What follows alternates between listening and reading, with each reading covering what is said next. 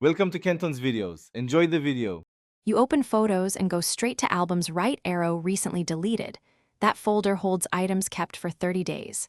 First, make sure you're on the device you want to clean and confirm iCloud Photos is on or off, because deletions may sync. Tap Select, then pick one, several, or use Select All to mark everything. Doing this first lets you permanently remove images instead of restoring them, so you free space and prevent accidental recovery. Once you've selected the items, tap Delete to remove them permanently. A confirmation dialog appears because this action can't be undone. Tap Delete Photo or Delete X Photos to confirm. If iCloud Photos is enabled, expect the deletion to replicate to other devices. Give it a few minutes and check those devices afterward.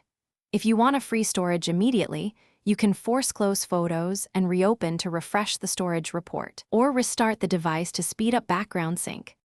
After confirming deletions, exit and check Settings, right arrow General, right arrow iPhone Storage to verify reclaimed space. Photos update storage metrics after a short delay. If deleted photos reappear, make sure iCloud Photos wasn't resyncing from another device, and inspect shared albums or third-party backups that might restore images. If a sync issue persists, sign out of iCloud or disable iCloud Photos temporarily, then repeat deletion. One troubleshooting tip: restart the phone before rechecking to clear cached thumbnails and refresh system status.